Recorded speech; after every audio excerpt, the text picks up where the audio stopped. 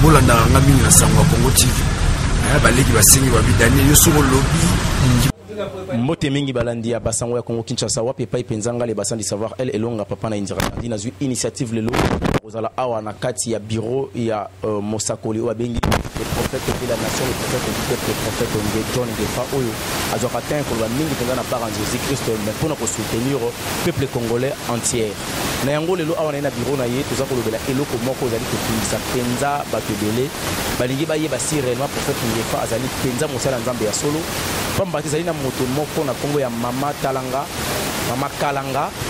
ex makangu ya mama ya président Mobutu pe ya son homme fait Mobutu mama Kalanga azali mama oyo lelo azali koloba vraiment ba n'importe quoi sur le prophète Ngefa biso pe presque yoka ki sango tolobi tembela ko ko le kambango te et pour si mala moto kita penza na lombango kende kotala si réellement si le prophète Ngefa azala penza na etonga oyo pe akambaka bato awa na zana kati ya bureau na ye sans pitani na za ko yamba ye pour ne ka ko sola makambo ko etali mama Kalanga ngana bino pour se retrouver juste après la prise. Bonjour prophète.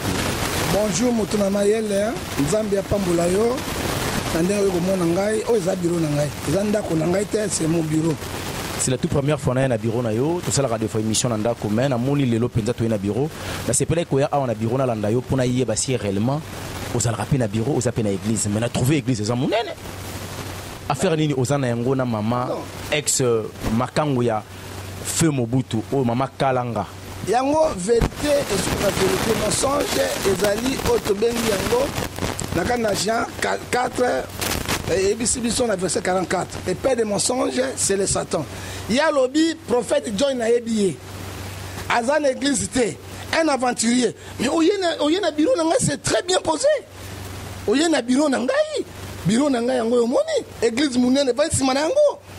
Je me pose la question ya lobi ayebio boyebani na ye wapi ce qui réellement est bakio angaka lo bakoza na église parce que ngana na kuti église na ju même ba image na balancer kala mingi te ba bande ko mona église nengezali et puis ba redécouvrir oyo zali par rapport ya ba responsabilité aux anango spirituel mais maman ngo boza na problème yona maman wana na problème na été en fait ya solo elle croit que le quoi Tshisekedi a commis président ko ya moluba aya ko loba biloko ezanga tina po d'ailleurs alobi akofunda ngai parce que ngana lobeli Tshisekedi le père mais yé pas lobeli Tshisekedi le père yé mama Kalanga wana na nini mais quand on ba révolution zali wa kimaki et puis yami balé yé alobi na ngai ayebi ngai monsieur le journaliste na yebi mama Kalanga te Nzambe na bimseloko na ngai Nzambe azoyoka eloko nazoyebisa yo.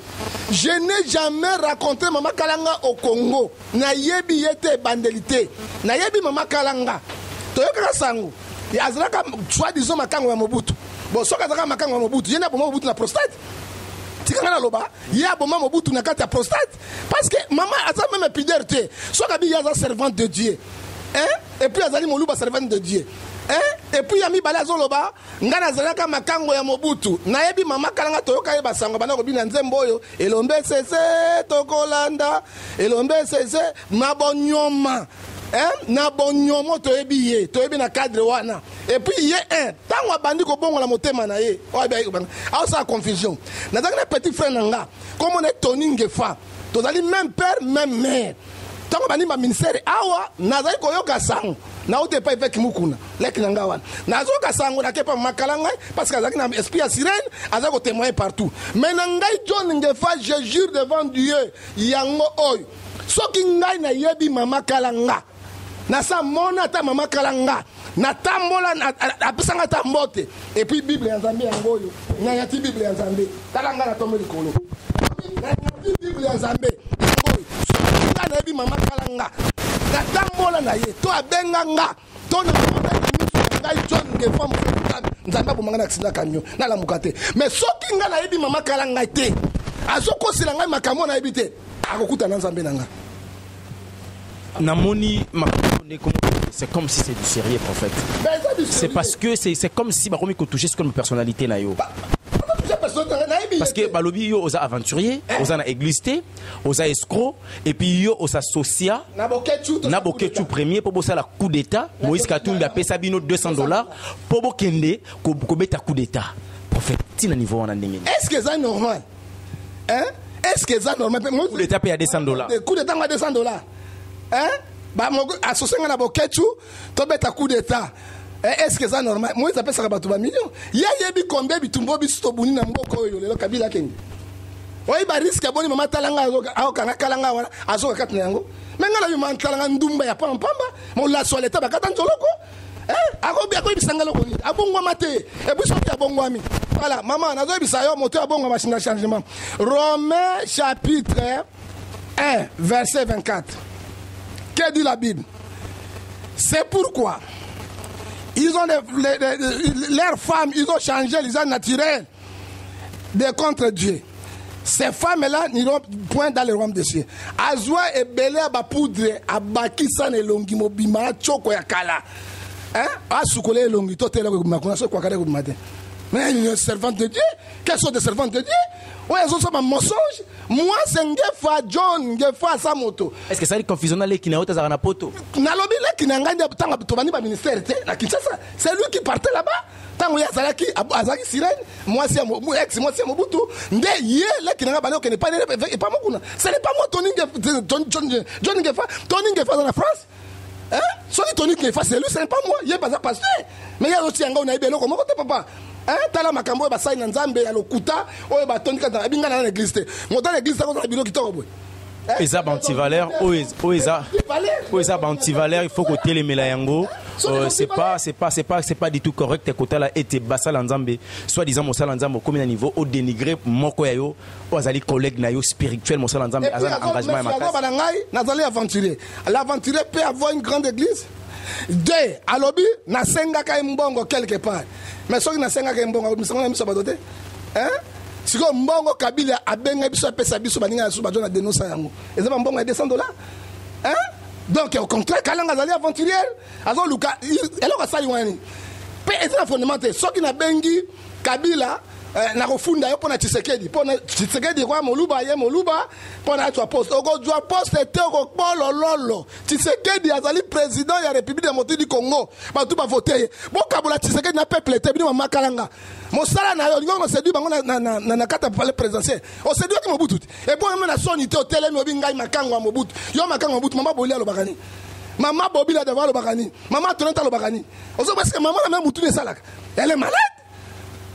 Na kofunda yo ya kofunda ngai awa inana Congo ya kofunda nga ngapi na shende ko ngapi chibidi tatu chibidi ya kofunda ngapi awa asomona ina sens ngo côté soko liko kutila Tshisekedi kena liko Tshisekedi président ya ba congolais nyonso et puis yo la qualité obongwa mate et puis yo zaka na ba kiss na yo na ko esprit no séduction yo mama talanga na zo ebisa yo bongwa ma soko bongo nzambe ko prendre en charge maman na le loro ko sana ajinini o le loro ko botanga maman na tanga obina talabiso na mbandaka azobina nzembo elombe sese tokola abana ko vanda liboso boye to suka ko mona na Mobutu wana si ma séduire Mobutu apesi pe Mobutu prostate yo mama kalanga yo yebelo ko bosala Tshisekedi le père hein parce que Willy Michiki alobi atako Tshisekedi azui malade que n'importe bon ça ni histoire Willy Michiki aloba nini so to beta so Tshisekedi azongia to kata mosapi Tshisekedi akya ko kufa oyebi motasa mungulu diaki mabe ezaba mama kalanga oyebi yango oko prendre bato le côté lito bisto bundi awa na Congo pour la démocratie Kabila kende mabe batuni bazali yo bundi yango te osaki libanda mboka biloba loba pamba mama mokolo boy esprit ndumbe lo ngote molimo molaswa l'état bakata njoloko un pasteur monaïbi na eloko na calviote oyo kosilanga makam on a keneka na mwasi moko songolo oidanga na nani ngai te ngai yoyo oidanga te soko idanga Bible nzambe yango na fungoli yango soko idanga pisanga ta un franc na yo nzambe abomanga ta na sida bana pulupulu nzambe abomanga na paralysie nzambe abomanga Bible nzambe yango soko pisanga ta un franc na mona yo na yo ko suka mabe yo kalanga ko suka mabe parce que na yebi yo bongwa mate ozaka ndumba mosala ko séduire ka batu mibali ya bato kaka mikonto mama butu ya makote lelo prostate Mobutu akufa yo na kati po yo lingai makembe se mingi yo pesa Mobutu ba prostate wana ti yo pesa Mobutu prostate et puis na maman bobila de va poursuivre yo na infidélité na diteur au sala maman famille Mobutu et poursuivre yo po bima na télévision nga na zalaka na kangwa Mobutu na sonité est-ce que mosai na nzambi akolo ba biloko ndengo na miso ya bato solo na biloko ya soni et puis Galate 5 Verset 19. Les œuvres de la chair sont manifestées. L'impudicité, l'ivrognerie, l'envie, Félix Bazali aux abokondi. Ozana mosusunini, ba excès de temps na li mingi lo koso, ozana ba critère Bible lobi, ba tondengo bokota ko nzambe te. Bino de ba faux prophète. O boso se dit ba nzambe. O toucher mo sapi place ba toucher te. Je ne te laisserai pas. Na ko bimisa makamono, toy bi yebele. Parole ba oyebinga na kuta na yo okuta na nga wapi na mona yo wapi Bible yango yo na tomboli susu yango soki okuta na ngai na bwaki Bible ya Nzambe abomanga na bwaki Bible mais soki yo oyebinga ite okuta na ngai te ozwa mensonge Jean 14 verset 40 44 obibisango okuta na Nzambe yanga prophète Melamai moke na moni ete kanda penze se mati pamba teza moto oyo lingaka basaka na mingi na personnalité na yote baza ko salir oyo zali ko encadrer ba mpete ya Nzambe vraiment o bazali ebele na lingi na lobelo komoko bande ko na biso bolanda biso na poto soko za lelo ko sala te lia biftek na olala pongi lelo oyo na Congo boyebake ndeko na biso Eliezer akomi honorable à sa côté parlement a relobela sous peuple congolais te papa Molière a relobela sous peuple congolais te totika na prophète Ngefa tant bozo luka nuirier bolembisa ye nana kolobela peuple congolais agana ke lokote intérêt na ezati azwaka elokote o ete kezana batuma pesa kaiba million azwaka ngoti abundaka pona intérêt ya mboka oyo enfin que justice ezala établie pour Congolobi ezwa chance na yango ya kozala promouvoir prophète Ngefa nino koki koloba na ba jar ya ba soi-disant ba serviteur ya boy te bazali o tozoloba Romains 16 verset 17 à 18 basala na libumu mais tango Kabila azo régner aw ba makalanga baloba kité ba kimaki en exil avec un pouvoir dictatorial sanguinaire on meki OK bazala kité biso ba John Ngefo ba lobeli le peuple 18 ans ya combat tel le Kabila a déposé naza mutu parmi 65 personnes on to buni pour la démocratie kota pour la Kabila alongwa naza nakati et puis naza mutu na déclarer kora Tshisekedi ezonga awa kora mara déclarer kora Mobutu ezonga awa kalanga lo bakatelo ko mokote ya bi ko tia ba choko acha ba choko nae elongi ko kama kolofanta acha yango mama mbotengo ba choko etondo na okotemba ba to choko lumisa soloti oyi mo sola mo banya mundele basi yo original ba pakalo te basi babenga o mwete batu ya choko wana lewa sola mo banya mundele asafa nako funda prophète ya ko funda nga mais soka le bien funda on a Kinshasa presque kozala simana yo population kozala simana yo po yo kutokoloba te bazala simana ngai na kolobate ce sont les anti-valeurs on ngo tia Tshisekedi conflit ya bino ya baluba bongo tia contre le peuple congolais Tshisekedi c'est notre président de la République ala pour baluba te soko lobine na ka funda yo pona banako bana papa Tshisekedi le père Kabila to fingi yeto lobby Kabila kanga bato cha na prison Kimbuta yi gouverneur zoko finga Kimbuta ndenge yoso akanga bango kaka yo kalanga po Tshisekedi d'accord mais Tshisekedi sont présents toute la République et ça bino baluba te bo tika luka conflit ya bikole tika li contre baluba parce que bandi lelo ya okanga John Ngefa o mona ndenge mboko okabwana ya okanga John Ngefa o mona ndenge mboko ekokabwana Elobi Mosala Nzambe les prophètes Ngefa soki oluki osimbaye au Kaboli Congo moi je suis pas wana ezali ba aventure te pourquoi parce que azali moto oyo population en tout cas bayoka mingi toza kolobate toza ko inciter bato mabete il faudra quand même ko dénoncer les anti-valeurs les abianti ba mercenaires ba bimana kati etonga na Nzambe likambo to bande ko ba mercenaires prophète Ngefa ba kotilo na kati ya église toko suka wapi la fois passée tango yamba kolobaki na ngai yemo konkola lobaki to tika matiti ya mabene ya malamu ebote sika moko mais bango mais c'est jeune misala na bango parce qu'on kolona na yete toko suka wapi na ba matiti yango la Bible dit Amos chapitre 3 verset 18 vous verrez la différence ceux qui servent Dieu ceux qui ne servent pas au moins dis-moi je dénonce les anti-valeurs je dénonce l'église la politique c'est ma mission que Dieu m'a donné je suis comme mon salaire de Moutoutou je suis comme Martin Luther King mais n'a pas condamné qu'on tient baninga na poto poto likamba balobité ba mercenaires monsieur makalanga wana sont des mercenaires parce qu'il y a bon amité hier moi zaki na sirène na oka sango balongola basa délivrance ya solo ye mo kazi bible china na kata lokote ya solo ye mo na choko nga na moindenge na wana parce que nga batinga ibande wana c'est malheureux ce sont les anti-valeurs et puis so habite à prophétesse message ni azana yango message nini naza nango message nini ya pesa ya mboka ezotongoba et soit disant prophétesse non azali prophétesse ya ndumba ya molaso ya leta bakata njoloko azala mikanda nasanga da Jésus peut mikanda pe ndumba ko arabe prophète pour misuko finga ezaka kanda tangozo mais wani za ba qualification qualifié aventurier il m'a qualifié l'aventurier moi c'est un aventurier la Bible lobi so abetomba kala tama opesa mo mais likambote Bible pe lobi à moi la vengeance à moi la rétribution dit le Seigneur.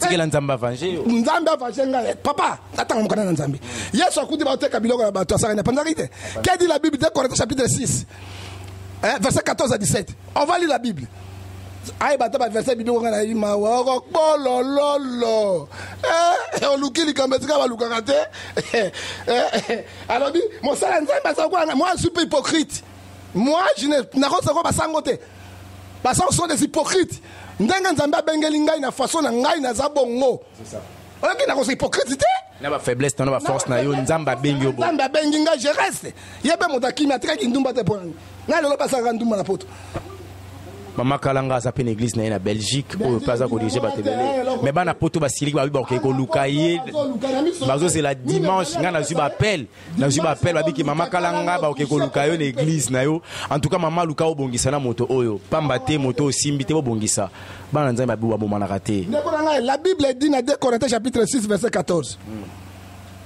ne vous mettez pas avec les infidèles sous goût étrangers. Quel rapport il y a-t-il entre la justice et l'iniquité? Mais voilà l'iniquité. Quel rapport il y a-t-il entre Christ et le Bélial? Quel rapport il y a-t-il entre le temple de Dieu et les idoles? À cela qui sirène kala ils ont continué à bon moi matin maman wana. Et ben moi le gars il bana mike bango wana to yebi bango. Nana mi bana bana mike ba benga iso ga chete me to peso ba image to sambuisa ye. Mama ngona tuna ka question. Tu ouais. On a tuna ka question no bi mais prophète est-ce que mon sala nzama ko kozala azam marié ta ke pe ko servir? Non.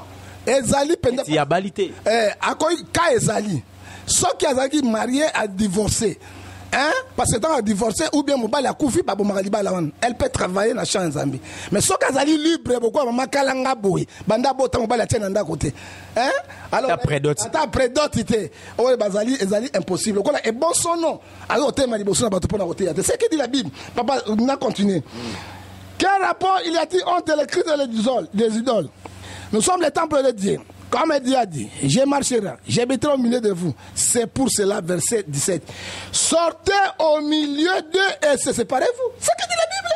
Bah, toi, non, on va carrément qu'on va dans l'église. Ok, n'a pas ok, n'a pas bon maté. Tant qu'à façon, on a une dernière maman, on a bon maté. Bah, qui ça peut ça, qui ça m'a balle, kakaye. Pascal kakaye, qui ça m'a balle, kakaye. Qui ça fumangani kakaye, qui ça poloso kakaye. Père aussi maman doit toucher à été azap na frondondo moi ne mero ala frondondo je te dis mais azana frondondo mero ala frondondo munene mero wana abongo mataka ndenge so monika ndenge ne ko bi oyo ala mikanda ya musalo ya mulaso leta atika ko toucher musali na nzambo ayebiete elle me connaît ayebinga wapi amona ngai wapi nakutana na wapi mais je suis déjà tangu yazobina yoza kutu mwana muke na mbandaka muke mbandaka papa bazobina awa na mbandaka jalelo tubanzela ngaye elope mobutu jalelo tuba azokata mikeke na ebela biteko papa mama wana na biteko moko ka po mama kalanga ngana mwana muke ngana yebiye na yebi yete mo ngana mota polele papa na zokisaka bato boye na yebi yete oyebi nga Sony Kafout je connais un évangéliste grand Sony Kafout na consécration na ngai ya temps na sisi cours na ngai na comme prophète il m'a donné $1000 avec Tosh na ndimi yango même la bête Sony Kafout na ndimi il a contribué au ministère na ngai Denis Les na robomba été tant que tu as quelqu'un comme na NRC na RC pendant la personne juridique j'étais avec lui to buni à quête pas qu'on a boloko na zako soutenir tia bima na boloko na ko wanga na été ozomona mbiye oyo tozana ngo lelo tant on boule contre to soutenir bisa Denis Les de 31 on a décembre 2016 ayi ko tie pas Denis Les to bi yoko za pasteur to kena ba mission papa ale mbiya bimi malgré ba il connaissance na bango na ko bossa ba to na te ozomona il faudra la vérité les na wanga na Denis Les les na wanga na mukuna non mukuna te mukuna na biete na ebi mukuna ndenge na yena ba de équipe na mais ba Sony na ko wanga na bango te il a contribué si mon ministère na ngai so ki lope na zali le lobo Sony chama boko so ki ya bossa na menga na bossa na ngo te ozomona mais mama kala na mona yo so opesanga un franc abi mama opesanga un franc na faiblesse po bisa min sabat so ko moi nazo wanga na moto na Bible ya Nzambe na simbi boye bazali basali ya lokuta Bible lobi ba na maseke Ok, abebisa mabota ya bato ebele et puis c'est maman on a appelé ça Mobutu prostate pour ça qui makanga Mobutu akoma mokolo Mobutu akoko saba makembe c'est wana ya bano kanga Mobutu na makase appelé prostate okoma na télévision maman Bobila da bana Mobutu tout pour poursuivre maman wana na dictateur ça dans cadre de justice. Voilà, tu commences toucher déjà à la fin. Pourquoi? Parce que mission ya boye ne balobaka biloko ya kitoko et umela raté na sani naza penga morote talaka soki na yo sala émission na kutaka déjà bande comme so bazalaka pamba tozali moto zali vraiment sollicité to ko kanga tano so biso mon côté. Un dernier mot par rapport à l'émission lelo et puis koyebisa na bana poto par rapport ya bakisation sur mama kalanga apesio bana poto soki ngai na sala kina bana Afrique eloko mama sikana aibi ngai na gola panzambe te bakosaka mokili bakosaka nzambe te nzambe nde muta bengi biso. C'est vrai, je n'avais pas l'argent. Mon père n'était pas riche. Ma mère n'était pas riche. Parce que tout le monde a bon côté. Hein? Les gens qui maman na poto na Suisse na papa, ils ont grâce na bisobana. Hein? Osomona, mais na la mendiant, na pesa ka prier na mbongo, na sanga bato mozi katumbi $200 eza lokuta. Mokana na Nzambe yango. Yango neza vérité. Ezo kwa kora basaka na courante. Soki misima bi bismillah hali bi okufi okei. C'est bato lokuta. Qu'est-ce qu'elle fait?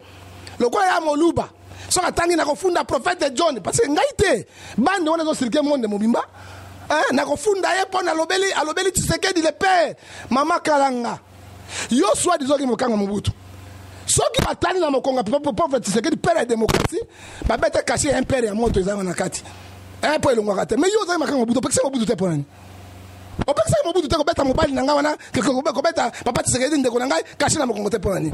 Ce sont les anti-valeurs au balcon de la carte d'église pour la Bible église à défendre des doctrines. Oui, bébé, mibali na mibali bakomi ko bête ko mamana, c'est contre la parole de Dieu. Basi na basi, bakomi ko mamana ngala ko ndima prophète ndenge wana. Parce qu'un prophète, celui qui prend la pensée de Dieu, il transmet au peuple de Dieu. Mboazo beta moi si makiki makembese aboti se ban. Il fallait le babilo ko ndenge wana ko ndima yango. Monde longo na christianisme et comme na ba hérésie, ba comme na ba formation, ba illimité, babilo ko moko de na moi motavandi boy, azo nena tout finaler, azo ko lia. Ako condamner yango. On y a condamné Moutoua et Bunde la peuple, on Bunde la doctrine ensemble, n'a pas faux pasteur, n'a pas faux prophète, à hôtel ménage. Maman, on a, ceux qui montent l'église n'est pas bima. Parce qu'il n'y a pas une zaka sirène, sirène est longuate. Au moins, ils montent l'iboma. Ceux qui, à table traité, une dengue sur l'iboma, mais si, grimace c'est dans le cadre.